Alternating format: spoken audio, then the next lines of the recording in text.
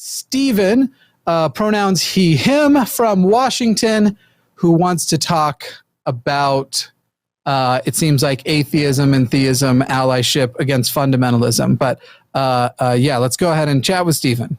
Hey, Jimmy. I called a couple of weeks ago, and you told me to call back in if I had if I had made any progress with my local, very radical fundamentalist church. And I've got some progress to report on that, and then kind of a wider topic to go over. Sure. Does that sound okay? Yeah, definitely. Go ahead. We were talking about a separation of church and state matter, as I recall, right? And you're saying that there's some progress on that front. Yeah. Well, so a consortium of local churches have kind of banded together around this idea of dominionism and God's kingdom, and how to bring that about, mainly by taking over various government positions in our local government, and then from there, wider state and national politics. And the kind of policies that they want to implement concern me and a lot of the other people in our faith community.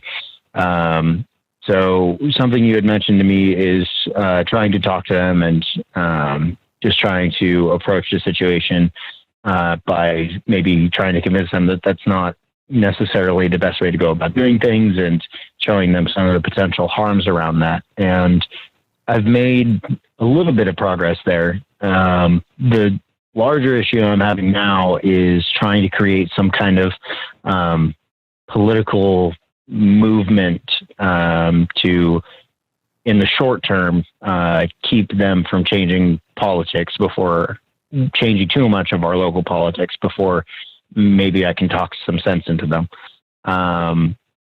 So I guess that would be the next thing that I would want to talk about. And yeah, I mean, it's always that hope for the best, prepare for the worst.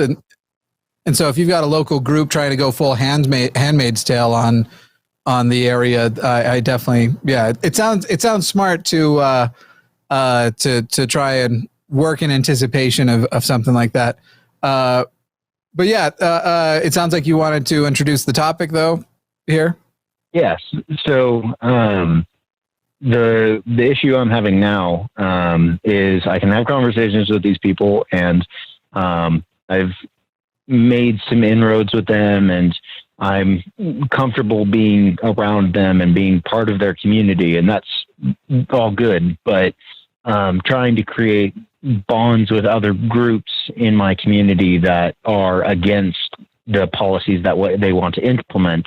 I found that a lot of the atheists around are perfectly in line with my goal of keeping them from, implementing religious policies on everybody in the community on their say-so, which, I kind of expected. But I think there's a fundamental misunderstanding on how to talk to these people.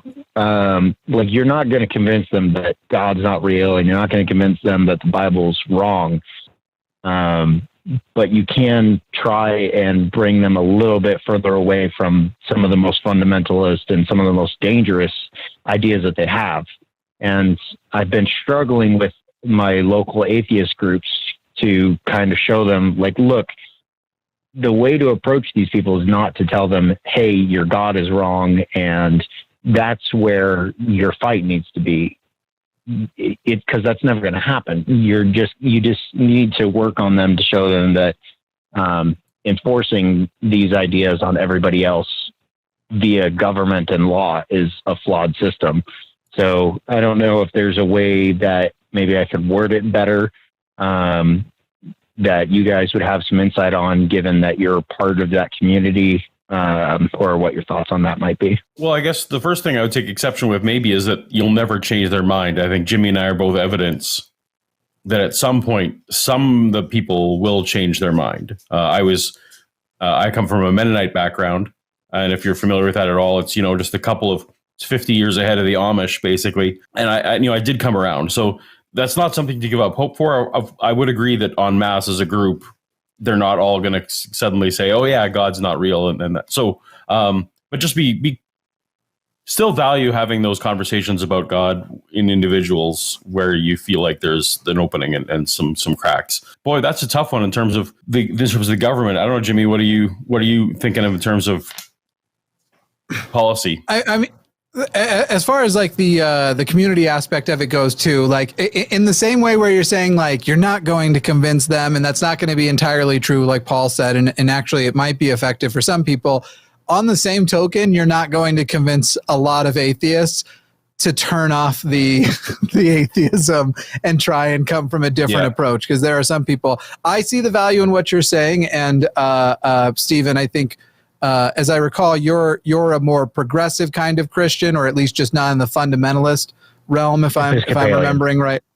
Episcopalian, okay, and if you're agreeable, we definitely want to talk about that too. But it's sort of the in the same way, if you're looking to best spread a message, focus on the message that you're trying to spread and the specifics of it, and sort of as you're talking to them, unifying around that, as opposed to kind of what you were talking about where you're going for this direct tactic every time. It should be very much a like, hey, Mr. Atheist, whom I agree with, like, this thing about like school stuff and this thing about this and this, man, we definitely all agree on that. Here's why I think they should agree too. And you can present to them, because a reasonably skeptical person will be excited by the best argument they've heard, not by just an argument that they think is on their side. And so the problem with it is when you're just saying blanket atheists, I know a little bit more about you by you labeling yourself Episcopalian than I know about anyone if I only know their atheist label. So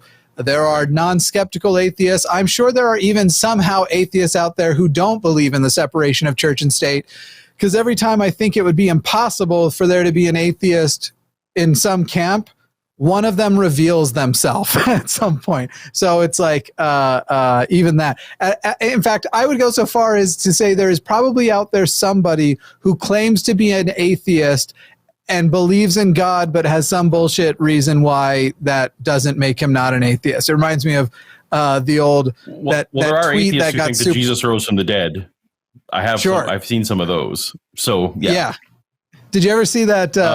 Did you ever see that Twitter post that got super popular years ago that was like, people just need to understand that some vegans do eat meat. Yes, we do exist. And it was like, well, I don't.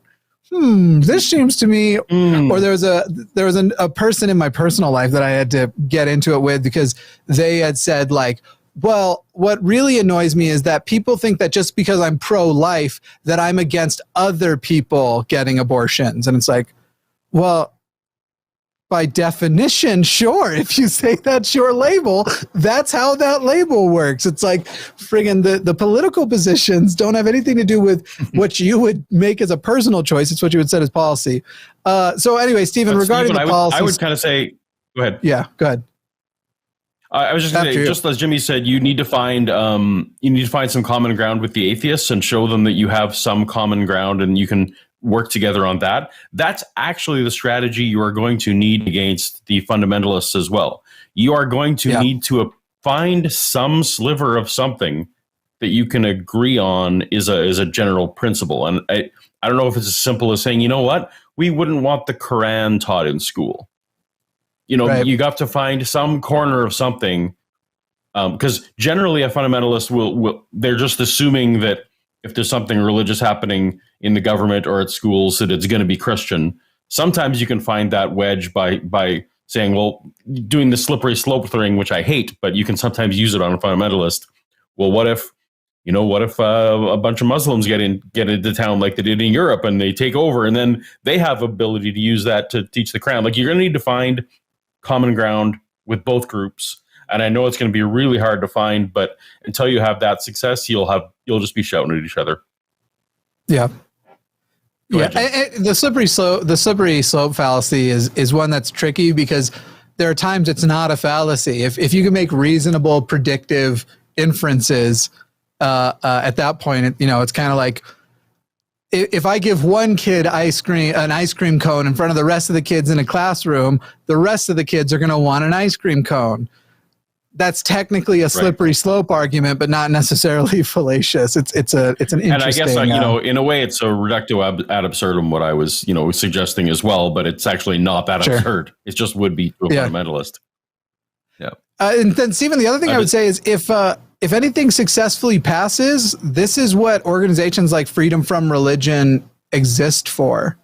And I would absolutely say the moment any law passes that is overly religious and crosses that line, contact that organization, and they will bring legal challenges to it, and many times a year end up bringing some of those fights all the way up to the Supreme Court. Stephen, are you still there? Stephen? Oh, I hope we didn't lose Stephen. Oh, David, does it seem like we lost Stephen? Bummer. All right. I was really hoping to get into the Episcopalian stuff. Maybe one thing we should possibly add, David, to our call screening is if we get disconnected, do you agree to a callback? Because we have the ability to call people back, but I would never want to presume that they are okay with that. Right. Maybe we can add that to the notes. Yeah, it's because if they hung up for a reason, you want them to be able to hang up.